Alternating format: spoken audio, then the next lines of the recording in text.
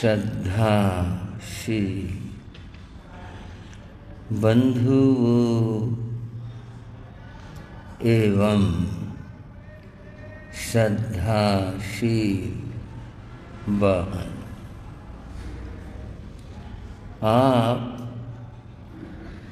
श्री उत्तराध्ययन सूत्र की चर्चा श्रवण कर रहे। इस महान शास्त्र के दूसरे अध्याय की वाचना चर्चा चल रही। दूसरे अध्याय में परिशहों का वर्णन, जिसको आप क्रमशः प्रतिदिन सुन रहे हैं। आज हम 19वें परिशह की बात करेंगे। 19वें परिशह का नाम है सत्कार पुरस्कार परिशह। सत्कार, सम्मान, आदर, ये सब पर्यायवाची एक ही अर्थ को बताते हैं। तो पुरस्कार इसके साथ में और है। पुरस्कार वस्तु के रूप में भी होता है, शब्दों के द्वारा भी होता है। किसी की अच्छी बात पर, अच्छे कार्य पर उसको पुरस्कार देना, आपने ये बहुत अच्छा काम किया, तो इस पर समाज, शिक्षा संस्थाएं, सामाजिक संस्थाएं उस व्यक्ति को पुरस्कृत करती हैं, जिसको हम कहते हैं इनाम देना। तो ये इकट्ठे ही यहाँ पर आए हैं। सत्कार, पुरस्कार, परिशह। अगर आप थोड़ा सा विचार चिंतन कर रहे होंगे और शास्त्र के शब्दों पर ध्यान दे रहे होंगे, तो आपके मन में एक प्रश्न अवश्य आएगा। आप तो परिशह सुना रहे थे, तो ये इनाम की बात, सम्मान की बात आई, तो परिशह से इसका क्या संबंध हुआ? ये अलग बात है। परिशह तो कष्ट है, दुख है। तो ये विषय बदल गया, क्या हुआ? यहाँ कुछ और आया, बता सुना कुछ और रहे। बंधुओं, यह बात मैं समझाना चाहूंगा। परिशह दो प्रकार के होते। एक परिशह प्रतिकूल होता है एक परिशह अनुकूल होता है, प्रतिकूल जो परिशह है वह दुख रूप होता है, अनुकूल जो परिशह है वह सुख रूप होता है। मनुष्य को दोनों ही बातें पथ से विचलित कर सकती हैं, दुख भी और सुख भी।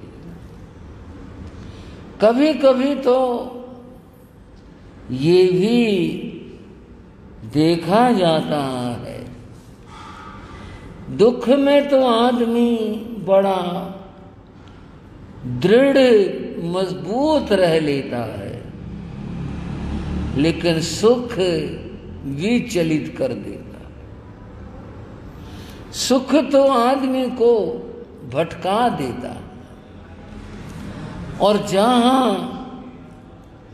संयम पथ से भटके, मोक्ष मार्ग से भटके,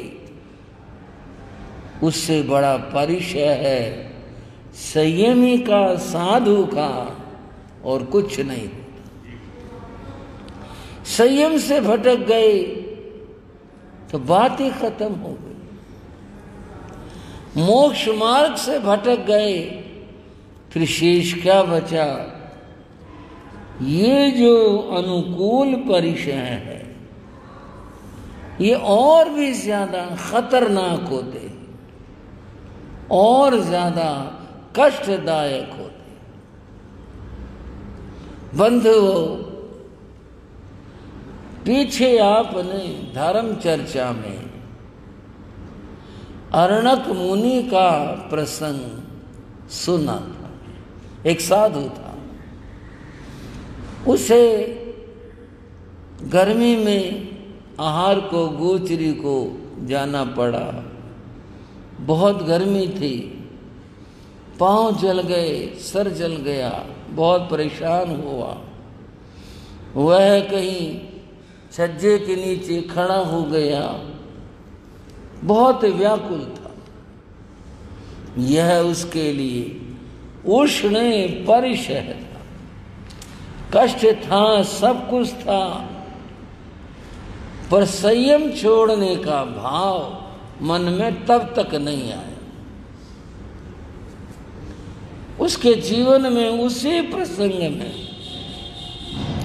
एक और बात हुई, और वो यह है कि जो वो भवन था जहां वो खड़ा था वह एक गणिका का भवन था। उसे नहीं पता था। गणिका ने उसे देख लिया, उसके मन में विकृति आई और उसने दासी को भेज करके उस साधु को ऊपर बुलाया कि चलो हमारे यहाँ खाना मिलेगा। साधु तो आहार के लिए गया था, यहां तक उसकी साधुचर्या थी, कष्ट में व्यथित था, सब कुछ था, पर ऊपर जाकर उसे सुख मिला, ठंडक मिली। गणिका ने संसार में लुभाने की बातें की, वह फिसल गया, उसने संयम का मार्ग छोड़ दिया और वहीं रह गया। बंधुओं, उस साधु के अर्णक के जीवन में दो परिचय साथ साथ आए। प्रतिकूल तो ये इतनी भयंकर धूप गर्मी पीड़ित हो गया, उसमें भी वो खड़ा रहा, लेकिन जो अनुकूल सुख था उसमें वो फिसल गया। इसलिए भगवान ने फरमाया, प्रतिकूल तो कष्ट परिचय है ही, अनुकूल परिचयों को भी ऐसी स्थिति उत्पन्न होने पर तुम दृढ़ रहो, मजबूत रहो, अपने पांव फिसलने मत दो। बंधुओं, स्त्री परिचय है जो पीछे आया, यहां सत्कार पुरस्कार परिचय आया, इनको अनुकूल परिचय कहा गया। सत्कार, सम्मान, आदर, ये सब परिचय हैं। आप कहोगे परिचय क्या होगे? कौन से सर पर बोझ लगा? क्या कंधों पर बोझ आ गया? इसमें क्या बात है? कोई सत्कार मिले, सत्कार करे, सम्मान करे, आदर के, इसमें क्या बात होगी? बंधुओं, ये जो आदर मान सत्कार हैं, ये सब अहंकार के रूप हैं।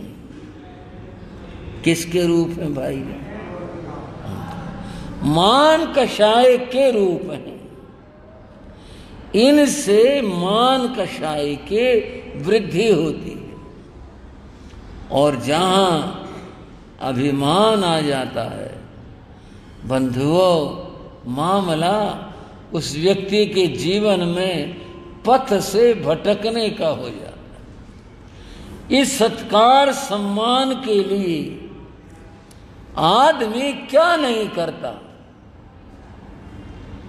कुछ बात ऐसी है, इस सत्कार के लिए, सम्मान पाने के लिए व्यक्ति सब कुछ कर गुजरता है। सम्मान पाने के लिए प्राणों तक की बाजी लगा देता है, धन लुटा देता है, और कितनी बातें हैं। ये सम्मान सत्कार ऐसे हैं, और इनसे प्राप्त क्या होता है? व्यक्ति के अहंकार की वृद्धि होती है, और अहंकार जहां पर आया वहां जीवन भटक जाता है। इस अहंकार की बात को मैं एक छोटे से प्रसंग में समझाता हूं। एक स्थान पर मैदान में कुछ युवक खेल रहे थे। खेल था फुटबॉल का। फुटबॉल थी, एक दल इधर था, एक दल इधर था। फुटबॉल बीच में थी, उसको सब ठोकर मार रहे थे। फुटबॉल का खेल, इधर वाले ठोकर मारते, बॉल उधर जाती, उधर जाती वो ठोकर मारते जोर से, बॉल उधर जाती, इधर उधर इधर उधर ये चल रहा था। वो मैदान रास्ते के पास में था, सड़क रास्ता वहीं से गुजरता था। एक बार फुटबॉल जोर से उछली और वह दूर गई। मौके की बात, उधर से एक साधु आ रहे थे। कभी कभी संयोग बड़ा विचित्र हो जाता है। वो फुटबॉल उस साधु के सामने गई और उसके जो चरण थे उनसे टकराई और रुक गई। हाँ जी भाई, जैसे अगर कोई व्यक्ति होता तो कहते हुए नमन किया, वो तो फुटबॉल थी, निर्जीव थी, नमन तो क्या कहें। पर बात ऐसी बनी, संयोग ऐसा बना कि वो चरण में से लगी, टकराई और वहां रुक गई। अब यहां से थोड़ी बात कल्पना से होती है। साधु ने कहा, फुटबॉल क्या बात है? अब ये बात कही जा रही है फुटबॉल के माध्यम से। नहीं तो साधु फुटबॉल को कुछ कहता ना फुटबॉल कुछ कहती, पर वो संवाद है। फुटबॉल बोली महाराज मेरी रक्षा करो, क्या बात है, पता नहीं मेरी कैसी किस्मत है, मैं जहां जिसके पास जाती हूं वही ठोकर मारता है। ठीक है ना भाई, उधर जाती हूं वो ठोकर मारते, उधर जाता हूं जाती वो ठोकर मारते, मेरी रक्षा करो। मैं ठोकरें खा खा करके बहुत दुखी हो गई। साधु ने कहा फुटबॉल ठोकर मारने का एक कारण है, कारण ये है तेरे अंदर अहंकार भरा है, यानी हवा भरी है। अगर तू ये अहंकार रूप हवा को, इस अहंकार को, हवा रूप अहंकार को निकाल दे, तुझे कोई ठोकर नहीं मारेगा। यूं है ये बात जिसने लिखी कि वो उसका कुछ ढीला हो गया कहीं से और वो हवा वो निकल गई, वायु निकल गई। लड़के दौड़े वायु से लेने के लिए आए, उन्होंने उठाया, वो पिचकी हुई थी।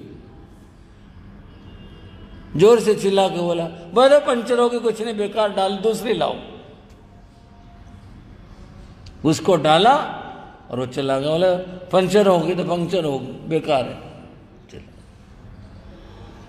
बंधुओं, जब तक अहंकार रूप हवा उस फुटबॉल में थी वो ठोकर खा रही, और जब वो अहंकार रूप हवा निकल गई ठोकर खाना बंद हो गया।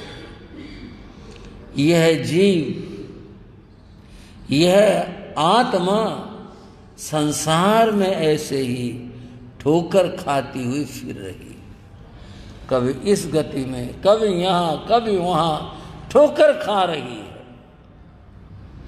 कारण कषाय, कारण कषायों में जो अहंकार है वो भीतर में भरा हुआ है। उसके कारण से जैन आगमों में कहा, आचार्यों ने कहा, कषाय मुक्ति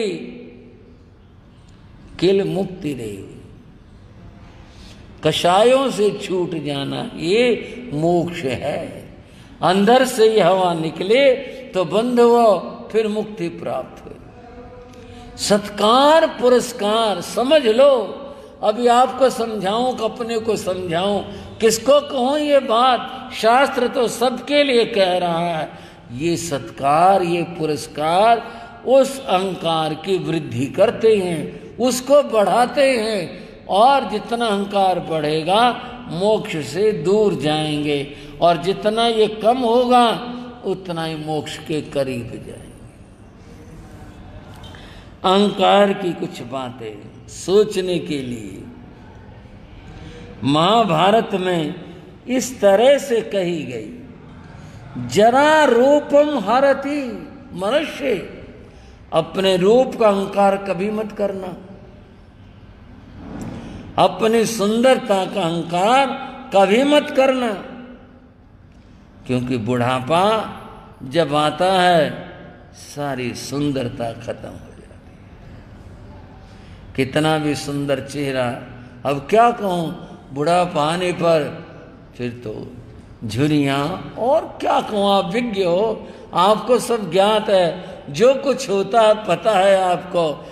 जिसने बुढ़ापे की अवस्था को पाया वो जानता है वो कितना सुंदर था कभी, और आज क्या दशा हो गई। जरा रूपम हरति, ये बुढ़ापा सुंदरता को नष्ट कर देता है। अभिमान किस बात का? धैर्य आशा, और बंधुओं आशा और तृष्णा ये व्यक्ति के धैर्य को नष्ट कर देती है।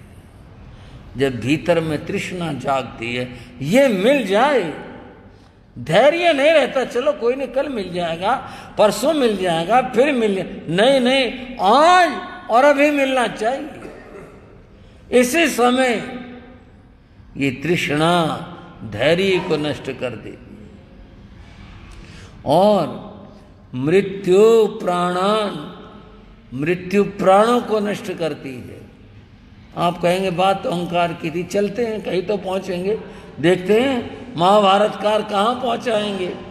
मृत्यु प्राणान, मृत्यु प्राणों का हरण करती है, नष्ट करती है।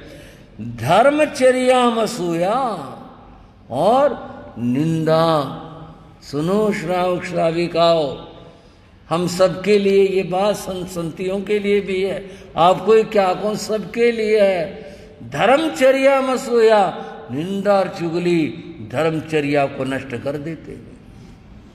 किसी की निंदा नहीं करनी चाहिए, किसी को बुरा नहीं बताना चाहिए। ये निंदा हमारी धर्मचर्या को नष्ट कर देते हैं। कामो ह्रियं, विकार भावनाएं लज्जा को खत्म कर देती। जहां चित्त में विकार आया फिर शर्म नहीं रहती व्यक्ति में, ये विकार भावनाएं लज्जा को नष्ट करती हैं। वृत्तम अनार्य सेवा, अनार्य पुरुष कहते हैं व्यसनी आदमी, उसकी सेवा, उसकी नौकरी व्यक्ति की इज्जत को खोती है। और क्रोध है श्रेयम, क्रोध लक्ष्मी का नाश करता है। अंतिम बात कही सर्वमेवाभिमान है, और सारे सद्गुणों का नाश ये अहंकार करता है। सर्वमेवाभिमान है, सारे सद्गुणों का नाश कौन करता है? अभिमान। अब आप सोच सकते हैं महाभारतकार की दृष्टि में भी अहंकार कितनी खतरनाक चीज है। सारे सद्गुणों का नाश कर देता है, खो देता है, सबको नष्ट कर देता है। ऐसा ही अहंकार होता है। इसलिए भगवान ने कहा इस अहंकार से, इसको बढ़ाने वाले कौन? ये सत्कार पुरस्कार, ये इनसे दूर रहना चाहिए, इनको परिचय मानकर चलो। भगवान के शब्दों में बता रहा हूं जो आज चर्चा आई। अभिवर्णमबूठाणं सामी कुज्जा निमंत्रणं जे ताईं पड़ी सेवंती न तेसिंग पिहाई मुनि। अभिवर्णमबूठाणं, महाराज नमस्कार है, नमस्कार। साधु के लिए कहा, साधु ने नमस्कार की, वंदना की इच्छा नहीं करनी। कोई वंदना नमस्कार करता है, ये उसका मामला है। बंधुओं, ये बात समझने की आपके लिए, हमारे जो साधु का प्रसंग है सबके लिए है। उससे मेरी वंदना नहीं की, हमें ये नहीं सोचना।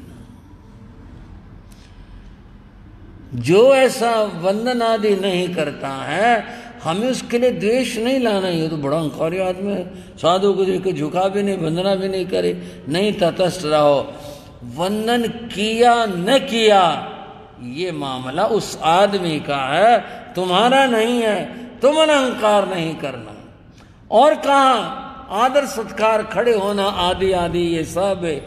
सामे कुज्जाई निमंत्रणं, सामी शब्द है राजा के लिए, श्रेष्ठी के लिए और बड़े लोगों के लिए आया कि जब वंदना करते हैं ये, तो साधु को मन में अहंकार क्या आता है? सारे बड़े बड़े आदमी मेरे चरणों में झुकते हैं, दुनिया मेरे चरणों में झुकती है। क्या समझते हो मैं कोई साधारण छोटा मोटा साधु हूं? पता है आपको मेरे पास कितने मंत्री आते हैं, मुख्यमंत्री ना मेरे से पूछ के काम करता है। ये हमारी भाषा नहीं है, ये साधु की भाषा नहीं है। आप मुख्यमंत्री को बताएंगे क्या वो आप क्या काम करो? ये हमारा काम ही नहीं है। राजा हो, मंत्री हो, श्रेष्ठी हो, पदाधिकारी हो, बंधु हो, ये आए सत्कार करें, नमन करें, ये नहीं सोचना है। इससे अहंकार की वृद्धि होती।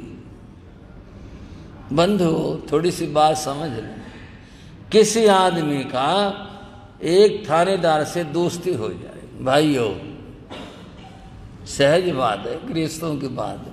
एक थानेदार से दोस्ती हो जाए।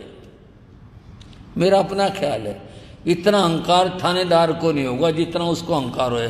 क्या समझते हो, थानेदार मेरे घर का है? हाँ जी भाइयों, हाँ तो भर लो फिर इस बात की। क्या समझते हो, थानेदार मेरे घर का, यूं करवा दूंगा, बंद करवा दूंगा, किसी और से मैं चालान कटवा दूंगा, छापा गिरवा दूंगा। क्या समझते हो मेरे को? इतना अहंकार थानेदार को नहीं होगा। तो उसे पता मैं कितना काम कर सकता हूँ, कितना नहीं कर सकता हूँ। उसे अपने नौकरी की भी चिंता होती है, उसको तो इस बात का फिक्र है, वो तो सोच के चलता। लेकिन वो जो दोस्ती होगी ना जिससे, उसका अहंकार तो लिया ही नहीं पड़ता। और अगर किसी बड़े से होगी फिर तो बात ही क्या है। अब बात चल रही है साधु की। साधु के पास अगर राजा मंत्री कोई ऐसी शख्सियत आ जाती, आने लग जाते हैं, तो बंद वो सोचता है कि वो राजा तो राजा है, लेकिन वो खुद अपने आप को जो पता नहीं क्या सोचने लग जाता है। महावीर प्रभु कहते हैं, स्वामी कुज्जा, कोई व्यक्ति ऐसा बड़ा आदमी अगर तुम्हारे पास आता है, तुम्हें नमन करता है, तुम्हारा सत्कार करता है, तुम्हें इस बात का अहंकार नहीं करना, इसका जरा भी किंचित भी मन के अंदर भाव नहीं लाना अहंकार का, क्योंकि ये तुम्हारी साधना में बाधक है। मैं पहले बता रहा हूं, ये जो परिचय है ये अनुकूल है। भला राजा ने आके नमस्कार किया, क्या कम अच्छा लगेगा? ये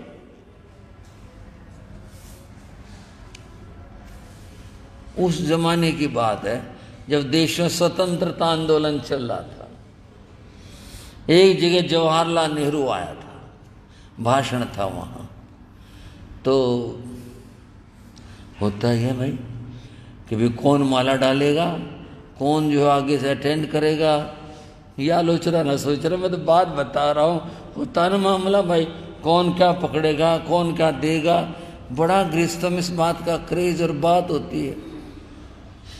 एक आदमी था, उसने उस जलसे के लिए पैसे दिए थे, तो उसका था भाई सबसे पहले ये नेहरू जी से हाथ मिलाएगा। पंक्ति लगी थी भाई, ये हाथ मिलाएगा, ये वाला माला डालेगा, ये ऐसा करेगा। जो भी उन्होंने अपना कार्यक्रम बनाया था वो ये था। उस आदमी ने सबसे पहले उस कार्यक्रम में भाई नेहरू जाएंगे तो ये हाथ मिलाएगा। अब जैसा था वैसा ही कार्यक्रम भी हुआ। तो वो आगे खड़ा था पंक्ति में, नेहरू जी जैसे गाड़ी से उतरे और आए, सबसे पहले उसने हाथ जोड़े और हाथ मिलाया। नेहरू जी ने हाथ मिलाया, वो हट गया। बाकी फूलमाला वाले और दूसरे उन्होंने अपना काम किया। आप क्या सोचोगे? वो उस आदमी ने 6 महीने तक अपने हाथ पर कपड़ा लपेट के रखा। कोई पूछता रहे क्या बात हो गई, चोट लगी? ना भाई, और क्या बात है? बल्लभा नेहरू से हाथ मिलाया था और किसी से नहीं मिलाऊं मैं बिल्कुल भी। नेहरू से हाथ मिलाया था और नहीं मिलाऊं कि 6 महीने तक उसने कपड़ा लपेट करके रखा।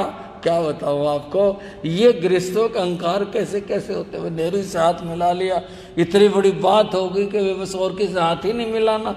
मेरा हाथ जैसे कोई पारस से छू गया, सोने का हो गया हाथ, क्या हो गया?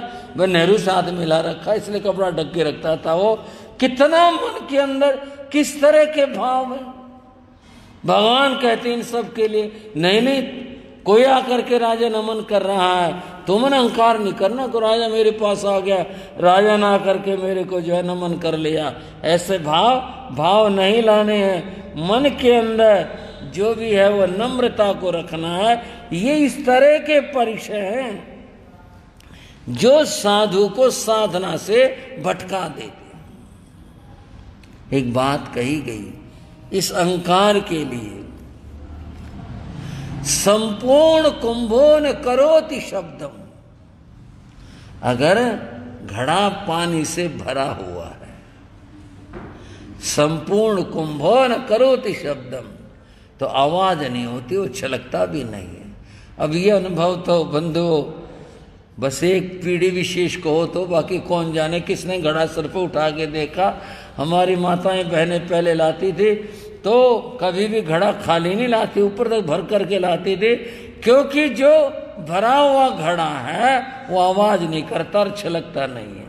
संपूर्ण कुंभो न करोति शब्दम, अर्धो घटो घोष मुपैति नूनम, और अगर वो घड़ा थोड़ा कम है तो वो आवाज छक छक आवाज करता है और वो छलकता भी है, वही छलकता है। इसलिए हिंदी में इसे कहते हैं अध जल गगरी छलकत जाए, ये हिंदी में कहा जाता है। और यहाँ पर कहा गया ऐसा जो आधा भरा हुआ घड़ा है ना, वही आवाज करता है और वही छलका करता है, इस तरह से होता है बंधुओं। ये सब अहंकार की बात है। जो पूर्ण हो गया वह बोला नहीं करता, वह आवाज नहीं करता, वह छलकता नहीं है। जो अधजल है वही इस तरह से करते हैं, उनकी यही बात होती है।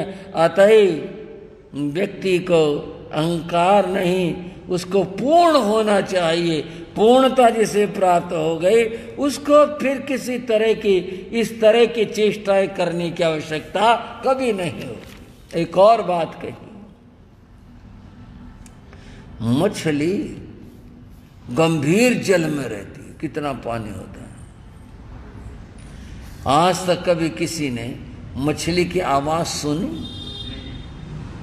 वो तो बहुत छोटे बड़े कितने प्राणियों की जीवों की आवाज सुनी होंगी, किसी ने मछली की आवाज सुनी भाई? क्यों जी? इतने अगाध जल में रहती है, विचरण करती है वह, लेकिन कभी उसकी आवाज नहीं सुनी हो। दूसरी, दुर्धर मेंढक कीचड़ में रहता है। कहाँ रहता है? कीचड़ में। कितने उथले और गंदे से उस जल में रहता है, और उसकी आवाज जब वो चिल्लाता है, मेंढक बोलता है, तो कहते हैं सोने नादी इतनी आवाज कर देता, दूर तक सुनाई देती है। क्या बात हुई? उसके पास कुछ नहीं है, वो केवल गंदा जल है उसके पास में, उसका इतना अहंकार। और वो मछली इतने गहरे जल में है और वो कभी बोलती भी नहीं, कभी ना परिचय भी नहीं बताती, कभी कुछ कहती ही नहीं है कि मैं यहाँ पर हूँ, मैं ऐसे हूँ, वो कभी भी नहीं कहती है। वह तो शांत और परम शांत रहती है। कितनी अद्भुत बात है। जो अहंकारी होते हैं उस मेंढक की तरह होते हैं, और जो अहंकारी नहीं होते, आत्मा में रमण करने वाले होते हैं, उनकी दशा और स्थिति उस मछली जैसी होती है। भगवान कहती है कोई तुम्हारे पास आए, सत्कार करे, सम्मान करे, तुमने नहीं अहंकार करना। कुछ नहीं, ठीक है, उसकी बात है, उसने ऐसा किया। अहंकार की बात को मैं कहाँ कहाँ पर अहंकार होता है और थोड़ा बताता हूं। कुलम वित्तम क्षुतम रूपम शौर्य दानम तपस्तथा। कुल का अहंकार होता है, बड़े ऊंचे खानदान के हम। वित्तम धन का अहंकार होता है, सारी दुनिया जानती है। धन का तो बहुत भारी अहंकार होता है। एक और अहंकार बताया, श्रुतम ज्ञान का अहंकार। साधु लोगों को या किसी भी थोड़े पंडित को, पढ़े हुए आदमी को बड़ा अहंकार होता है कि सारे मूर्ख फिरते हैं, क्या पता है इनको, हम जानते हैं तत्व को, तो हमें पता है। श्रुत का यानी ज्ञान का बड़ा अहंकार होता है। एक अहंकार रूप का होता है, रूपम अपने सुंदरता का अहंकार होता है, और शौर्य बल का अहंकार होता है। दानम ये भी हो जाता है। जो आदमी दान देते हैं तो कहा तो यही है कि झुक कर दो, नम्रता के साथ दो, लेकिन दान का अहंकार हो जाता है आदमी को कि मेरे समान कोई दानी है, मेरे समान कोई है इस तरह का, इसका अहंकार हो जाता है। और एक अहंकार होता है तपस्तथा, तप का हो जाता है। हालांकि बड़ा मुश्किल होता है तप करना, लेकिन ये दूसरा पहलू बताते हैं कि हमें कभी भी अपने तप का अहंकार नहीं करना चाहिए। प्रधान्येन मनुष्याणाम सप्तैते मदहेतवः। ये 7 बातें व्यक्ति के अहंकार का कारण बन जाती हैं, और इनके कारण से व्यक्ति अहंकार करने लग जाता है। अहंकार किसी भी दशा और किसी भी स्थिति के अंदर नहीं करना चाहिए। नम्र रहना, निरभिमान रहना, ये सज्जन का और साधु का गुण होता है सत्कार पुरस्कार परिचय में।